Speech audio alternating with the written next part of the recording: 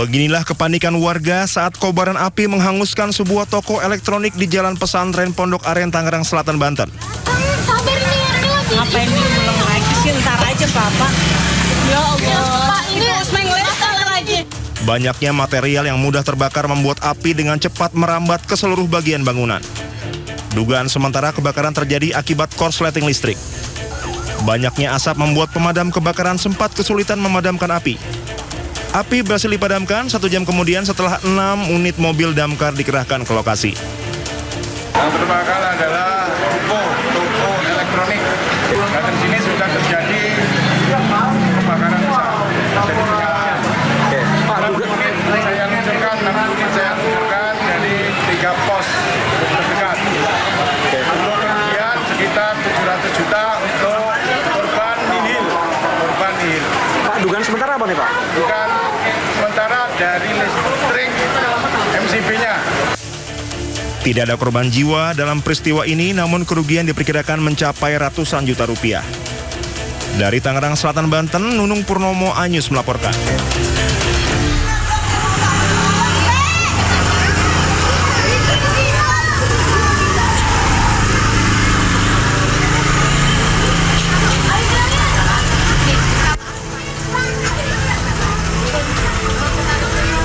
Warga perumahan Sri Mulyo Permai, Desa Negeri Sakti, Kabupaten Pesawaran, Lampung, panik saat kebakaran melanda sebuah gudang yang diduga menjadi tempat pengolahan minyak kelapa sawit. Kobaran api disertai kepulan asap pekat membumbung tinggi dari bangunan. 5 unit mobil damkar dikerahkan. Petugas berupaya memadamkan dan melokalisir api agar tidak meluas ke permukiman.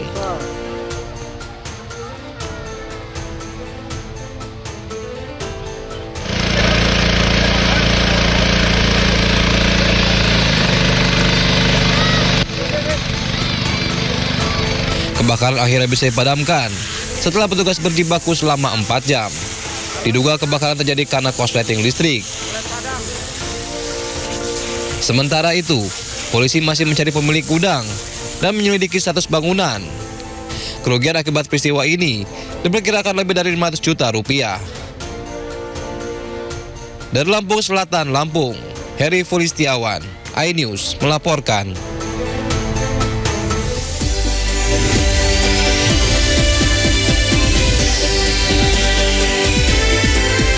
Fenomena embun es kembali muncul di dataran tinggi Dieng, Banjarnegara, Jawa Tengah.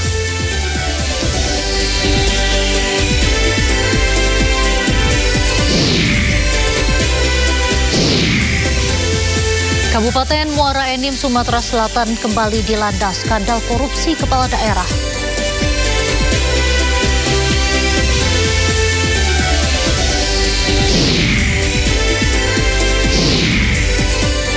Skuad Garuda mematangkan strategi jelang laga lanjutan FIFA Matchday melawan Mozambik nanti malam.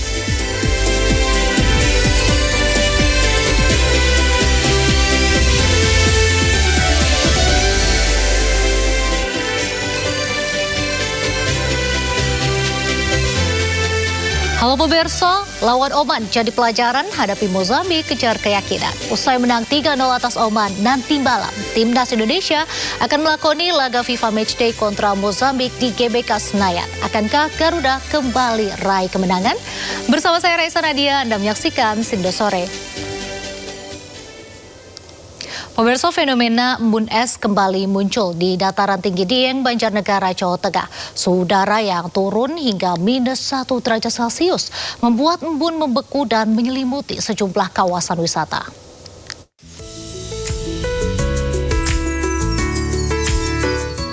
Fenomena embun es kembali terlihat di dataran tinggi Dieng, Banjarnegara, Jawa Tengah.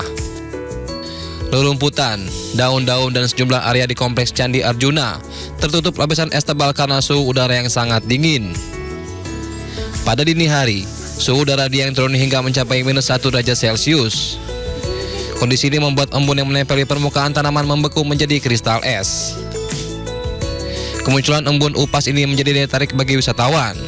Sejak pagi, banyak pengunjung datang ke kawasan Candi Arjuna untuk menyaksikan fenomena langka tersebut dan mengabadikannya melalui kamera ponsel.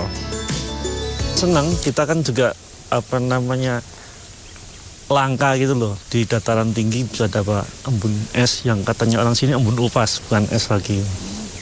Ini setiap tahun kesini berarti Pak? Ya setiap tahun, hampir bisa dikatakan setiap bulan Juni kita kesini. Dan baru dapat tahun ini? Dalam Kompleks Candi Arjuna bahkan sudah sampai ke lahan pertanian warga Kentang. Kentang. Setiap pagi saya lihat banyak juga loh yang beratnya walaupun hari biasa bukan di weekend ya, bukan di long weekend atau itu ramai juga, banyak wisata mobil luar kota banyak juga kok. Embun es mulai muncul sekitar pukul 3 dini hari dan bertahan hingga matahari terbit. Fenomena ini biasanya terjadi saat musim kemarau ketika suhu udara Dieng mengalami penurunan drastis. Dari Banjarnegara, Jawa Tengah, Nurdin Fauzi, iNews melaporkan. Gunung Bromo diselimuti lapisan putih menyerupai salju setelah fenomena embun upas atau embun beku muncul sepanjang 2026. Dengan suhu hingga 1 derajat Celcius, lapisan es kristal menutupi tenda, barang-barang wisatawan, hingga hamparan pasir. Fenomena ini terlihat di sejumlah area Taman Nasional Bromo Tengger Semeru. Meski menyerupai salju, embun upas sebenarnya merupakan embun yang membeku akibat suhu udara rendah. Kristal es juga menutupi rerumputan, dedaunan, dan pepohonan di kawasan Gunung Bromo.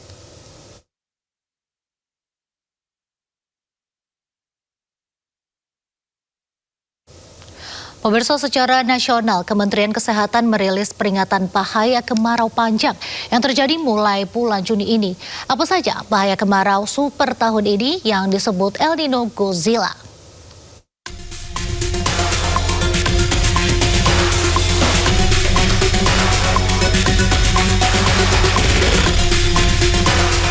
Pemirsa siap-siap ya untuk menghadapi musim kering yang lumayan dahsyat sepanjang tahun ini. Nah, namanya cukup serem. El Nino Godzilla. Apa itu El Nino Godzilla? Menurut Badan Riset dan Inovasi Nasional atau BRIN, adalah super El Nino, alias El Nino kuat yang dipengaruhi oleh 2 faktor secara bersamaan.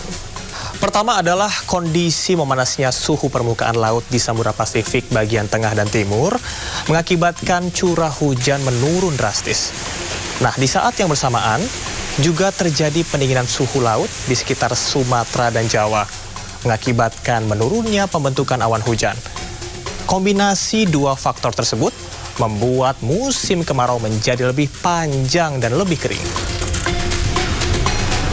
Lantas, kapan El Nino Godzilla akan terjadi? Menurut prediksi BRIN, El Nino tahun ini akan berlangsung cukup lama, 9 hingga 12 bulan. Musim kemarau datang lebih cepat dari biasanya bulan Juli, maju menjadi bulan April ini dan berlangsung hingga akhir tahun 2026. Kemarau panjang bisa berdampak pada kekeringan ekstrim di sebagian besar atau sekitar 60% wilayah Indonesia. Meliputi Sumatera bagian selatan, kemudian Jawa, ada NTT, Bali, sebagian besar Kalimantan, sebagian Sulawesi, hingga Papua. Dampak lainnya yang harus diantisipasi adalah kebakaran hutan dan lahan atau karhutla, terutama di wilayah hutan Sumatera dan Kalimantan. Dan selain mengakibatkan polusi udara yang membahayakan kesehatan serta mengganggu aktivitas jutaan warga, karhutla butuh penanganan dan anggaran yang besar dari pemerintah. Tidak hanya pemerintah, Anda juga perlu bersiap menghadapi musim kemarau panjang dengan selalu menjaga kesehatan. Cukup air minum, pakai masker jika kondisi udara berdebu, dan lindungi kulit dari paparan sinar matahari. Dan jangan lupa untuk lebih peduli lingkungan dengan bijak menggunakan air dan buang sampah dengan benar. Salam sehat. Kabupaten Muara Enim, Sumatera Selatan kembali dilanda skandal korupsi kepala daerah. Bupati Muara Enim, Edison, dan 9 orang lainnya ditangkap dalam OTT KPK Senin kemarin.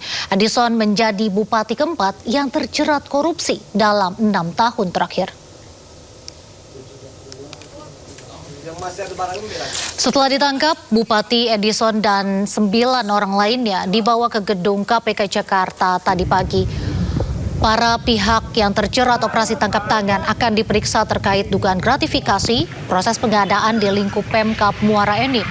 Sebelumnya, tim KPK menyegel 8 ruangan di lingkup Pemkab Muara Enim, mulai dari ruang kerja Bupati, ruang asisten Setda, dan 5 ruang dinas kebudayaan hingga rumah dinas Bupati. Penyegelan dilakukan usai KPK melakukan operasi tangkap tangan dan menangkap Bupati Muara Enim Edison, 4 pejabat Pemkab, dan 5 orang pihak swasta pada Senin sore kemarin. Bupati Edison merupakan bupati keempat yang ditangkap atas kasus korupsi dalam 6 tahun terakhir.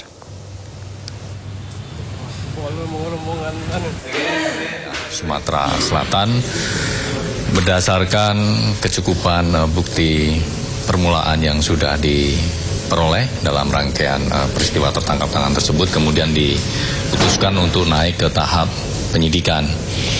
Kemudian dari penyidikan tersebut KPK juga sudah menetapkan pihak-pihak sebagai tersangka, di mana dalam penyidikan ini ditetapkan 4 orang sebagai tersangka. Kemudian dalam peristiwa tertangkap tangan ini, tim mengamankan 10 orang, 5 orang di wilayah Jakarta dan 5 orang di wilayah Sumatera Selatan. Selain itu, tim juga mengamankan barang bukti, diantaranya uang dalam bentuk tunai. Kita beralih ke kasus lainnya. Sidang lanjutan dugaan korupsi Krompok dengan terdakwa Nadiem Makarim kembali digelar di Pengadilan Negeri Tipikor Jakarta. Agenda sidang kali ini mendengarkan respon replik JPU terhadap pembelaan atau pledoi Nadiem. Sidang dugaan korupsi Krompok yang melibatkan mantan Mendikbudristek Nadiem Makarim digelar di Pengadilan Negeri Tipikor Jakarta.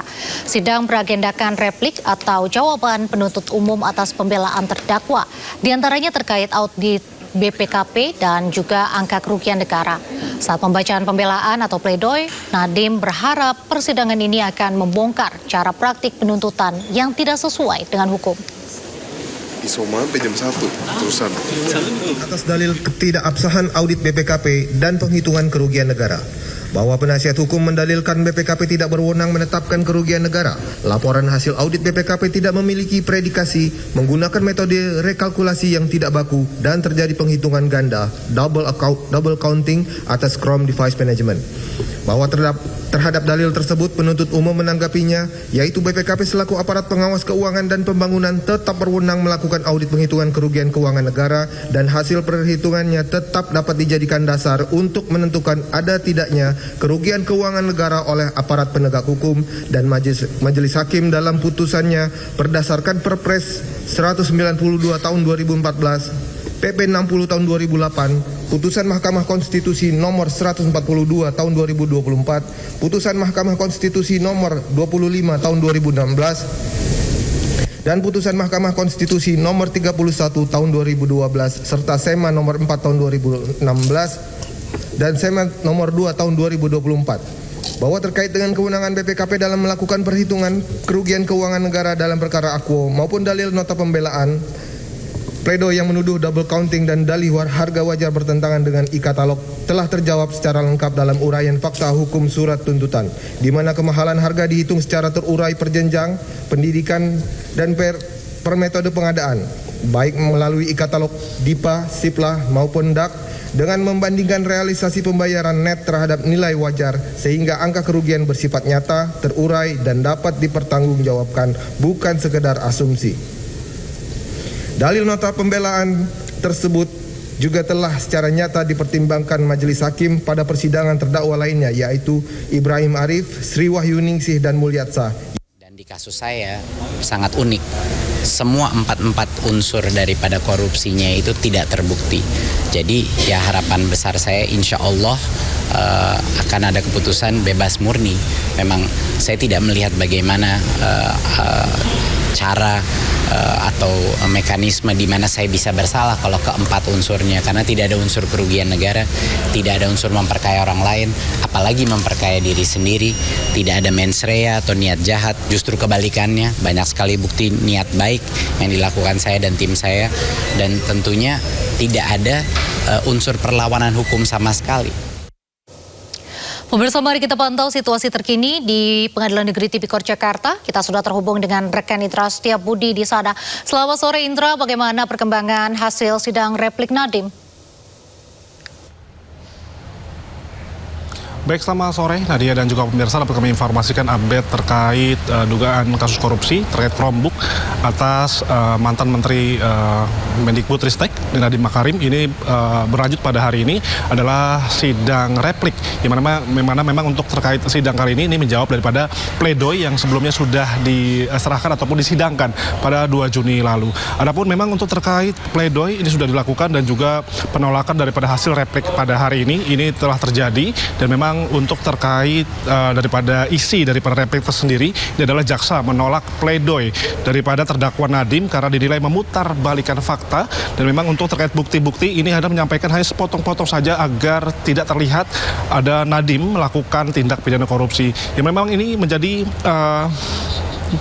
nanti akan berlanjut pada sidang duplik yang nanti akan berlangsung pada minggu depan, yang mana tadinya juga pihak kuasa hukum maupun juga Nadiem Makarim juga sempat memberikan konferensi pers bahwa pihaknya sangat kecewa terkait hasil pledoi ini ditolak semua oleh replik daripada jaksa penuntut umum yang digelar pada hari ini, sehingga memang nantinya mereka akan melakukan duplik yang dilakukan minggu depan guna untuk membela diri bahwa memang untuk terkait daripada jaksa penuntut umum ini tidak terbukti ataupun fakta-fakta sudah diberikan daripada pihak Nadiem, namun ditolak semuanya oleh pihak daripada jaksa penuntut umum.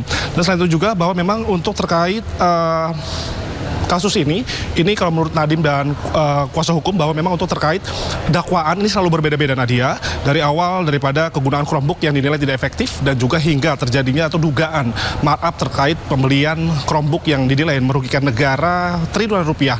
Adapun juga memang terkait hal ini bahwa memang untuk sebelumnya Nadiem Makarim telah dituntut untuk 18 tahun penjara dan juga serta denda 1 miliar dan uang pengganti 5,6 triliun rupiah. Yang mana ini sangat berat sekali, sehingga memang untuk kuasa hukum dan juga Nadiem Makarim juga akan memfokuskan diri untuk dalam duplik yang akan diagendakan pada minggu depan, guna untuk berharap dengan duplik yang akan dilakukan pada minggu esok ini Nadiem bisa terbukti tidak bersalah dan bisa dibebaskan secara final, begitu, Nadia.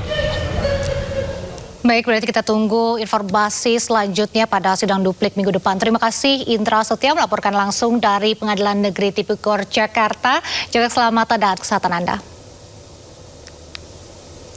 Beralih ke informasi berikutnya, pemirsa, selebgram Muhammad Miftah Huda alias Keanu Angelo diperiksa Polda Metro Jaya dalam kasus dugaan penipuan travel umroh Hanania. Keanu membantah menerima bayaran dari Hanania saat perjalanannya ke Tanah Suci.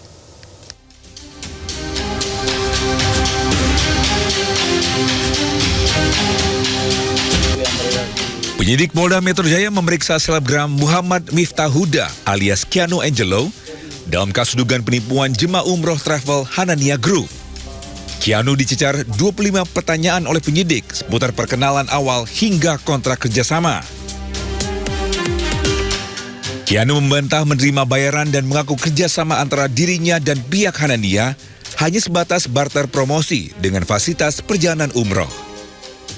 Aku jelasin di dalam bahwa aku dalam kerjasama sama Hanania tuh aku nggak menerima uang endorsement sama sekali. Aku tuh kerjasamanya barter. Jadi mereka berangkatkan aku promoin testimoni aku, pengalaman aku selama di sana. Dari tadi ngomongnya muter-muter aja. Sebelumnya, bos travel umroh Hanania Ahmad Syah Farhan sudah ditetapkan sebagai tersangka oleh polisi. Ahmad Syah Farhan diduga melakukan penipuan dan perjalanan umroh. Total kerugian ratusan korban diperkirakan mencapai lebih dari 12 miliar rupiah. Tim Liputan iNews melaporkan. Kita beralih ke informasi lain. Pemirsa, gempa dahsyat di Filipina magnitudo 7,8 yang terjadi pada Senin pagi menyebabkan 37 orang tewas. Gempa yang mengguncang juga menimbulkan hancurnya bangunan dan tsunami di sejumlah negara di Asia.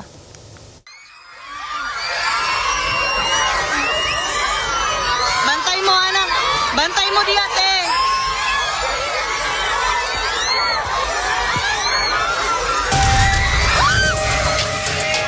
Sejumlah guru dan siswa panik saat berlangsungnya upacara bendera Senin pagi di sebuah sekolah dasar di Davao, Filipina. Para guru memerintahkan murid-murid untuk berpegangan ke tanah akibat guncangan yang sangat kuat. Gempa juga merobohkan bangunan dan membuat warga ketakutan.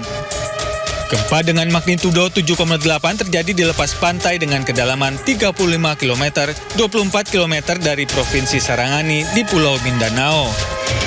Gempa yang mengguncang wilayah selatan Filipina ini merusak sejumlah bangunan dan rumah-rumah warga, pusat perbelanjaan, hingga restoran cepat saji.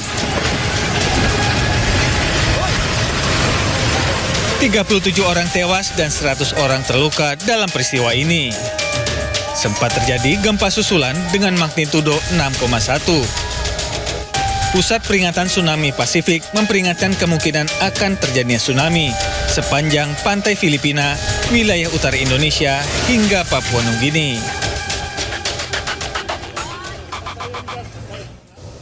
Akibat gempa bumi yang melanda Filipina, sebuah gedung tinggi di Mindanao bergoyang dan nyaris ambruk.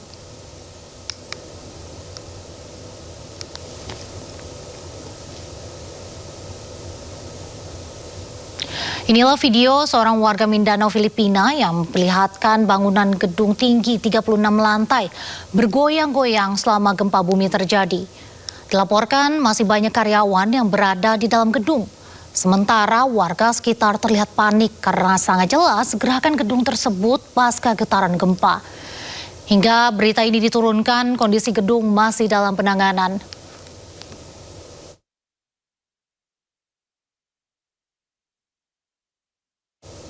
Sehari sebelumnya gempa kuat mengguncang Pulau Sangihe yang berbatasan dengan Filipina dan juga kota Manado, Sulawesi Utara. Peringatan dini tsunami sempat dikeluarkan di sejumlah wilayah.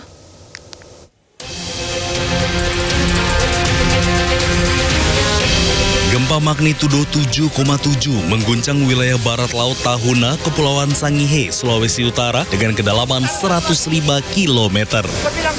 Putus perahu.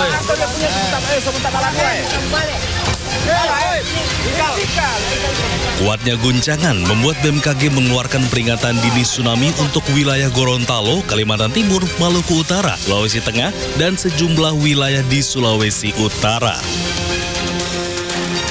Di Manado, sejumlah pasien serta keluarga di rumah sakit Siloam panik dan berlari keluar ruangan saat gempa terasa kuat. Mereka kemudian dievakuasi ke area lobi untuk mengantisipasi gempa susulan. Dalam keterangan persnya, BMKG menyebut tsunami dengan ketinggian sekitar 19 cm tercatat di 3 wilayah, yaitu Gedi Maluku Utara, Ulusia, dan Melonguane. Dalam waktu kurang dari 3 menit itu peringatan dini pertama sudah dirilis, kemudian peringatan dini kedua itu harus dirilis kurang dari 10 menit. Tadi sudah disampaikan 8 menit pertama sudah langsung dirilis untuk peringatan dini kedua. Kami terus memantau dan kepada masyarakat agar terus bersiaga, memantau kondisi dan tidak mendekati daerah perairan, baik itu laut maupun sungai. Hingga saat ini belum ada laporan kerusakan akibat tsunami dan BMKG telah mencabut peringatan dini. Tim Liputan iNews melaporkan. Gempa berkekuatan 7,7 magnitudo mengguncang Sulawesi Utara. Sejumlah warga panik menyelamatkan diri.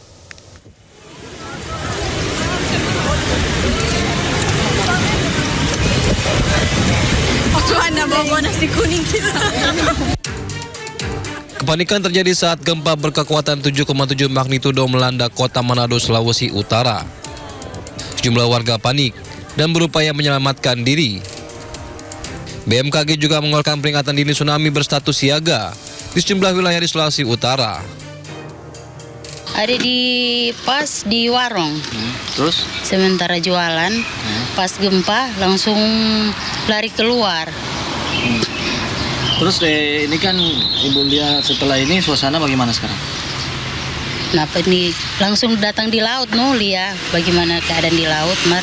Paling memang tenang-tenang sih. Tapi orang tetap waspada dong. Karena apa langsung lihat?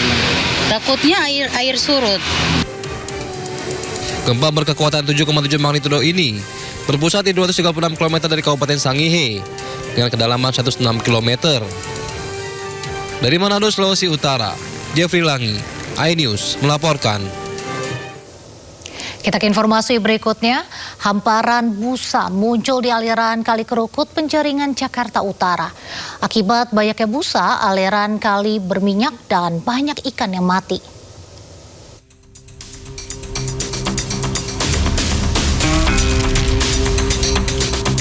Inilah hamparan busa yang muncul di aliran Kali Krukut Penjaringan, Jakarta Utara, Senin kemarin yang muncul di dekat pintu air Pakin. Busa yang cukup tebal dan banyak ini melintasi kali yang tidak jauh dari permukiman warga. Selain busa, air kali juga berwarna hitam dan berminyak. Sejak itu ada, apabila ini ke air agak naik, itu busa banyak sekali. Sampai keluar tuh busa naik ke atas. Berterbangan? Berterbangan. Sementara itu, Badan Air Dinas Lingkungan Hidup DKI Jakarta masih mencari tahu penyebab dan asal-usulnya. Akibat busa ini, banyak ikan yang mabuk hingga mati. Justru ya itu sebelum lebaran tuh udah mulai nih busa mengalir terus sampai sekarang itu. Sampai banyak sekali tuh busa, tahu dari mana ini, saya juga lagi masih menyelidiki dari mana, apa pembuangan dari mana, limbah dari mana, nggak tahu ini ya. Warga berharap adanya tindak lanjut agar busa tidak membuat lingkungan tercemar dan membahayakan kesehatan. Dari Jakarta, Sofyan Firdaus, iNews melaporkan. Akibat jembatan putus diterjang banjir bandang, puluhan siswa SD Negeri Alulok, Kabupaten Aceh Barat, Aceh, harus menyeberangi sungai untuk sampai ke sekolah. Meski berbahaya, hal ini terpaksa dilakukan para siswa karena menjadi jalur tercepat menuju sekolah. Beginilah perjuangan yang harus dilalui para siswa SD Negeri Alulok, Kecamatan Pantai Ceremen, Kabupaten Aceh Barat. Usai jembatan gantung penghubung Gampong Canggai dan Gampong Cambak putus diterjang banjir sekitar 6 bulan lalu.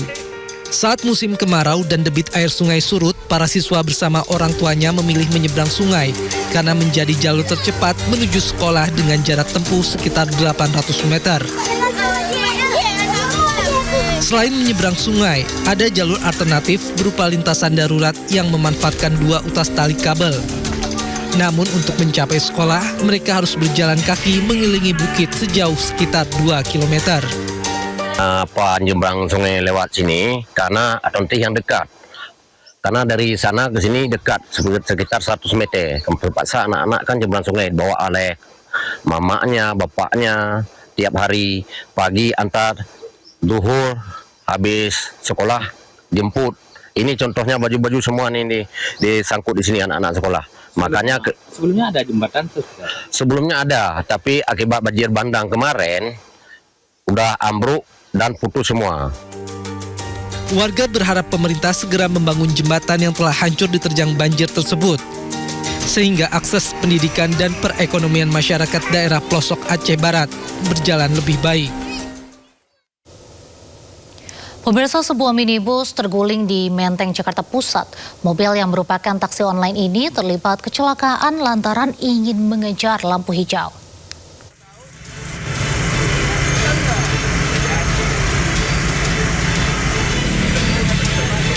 Minibus armada taksi online terguling melintang di badan jalan Kiai Haji Agus Salim, Menteng, Jakarta Pusat. Mobil ini enggan mengurangi kecepatan lantaran ingin mengejar lampu hijau yang akan berakhir. Di saat bersamaan muncul sebuah sedan dari arah Bundaran HI yang akan berbelok ke kiri. Tabrakan pun tak terhindarkan hingga taksi online terpental ke sisi kanan dan akhirnya terguling. Jadi dia dari sana, saya dari sini, dari Bundaran HI. Dari HI abang, lurus. Saya lampu hijau, saya ngedim 3 kali, bak-bak, karena saya tahu banyak motor yang suka nerobos. Saya jadi waspada, kasih tahu WhatsApp. Tapi mobil ini kencang ngebut, ada samping sama saya. Proses evakuasi dengan menggunakan mobil derek berlangsung cukup dramatis, di mana mobil sempat tersangkut di palang trotoar. Tidak ada korban jiwa dalam insiden ini. Kedua mobil beserta pengemudinya dibawa petugas ke kantor unit Laka Lantas Polres Metro Jakarta Pusat untuk penyelidikan lebih lanjut. Dari Jakarta, Rani Sanjaya, iNews melaporkan. Dalam gelaran FIFA Matchday 2026, Indonesia akan menjamu Mozambik malam nanti di Stadion Utama Gelora Bung Karno. Lantas bagaimana strategi yang akan diterapkan? Kita akan bahas lebih lengkap usai jeda, tetap di Sindo Sore.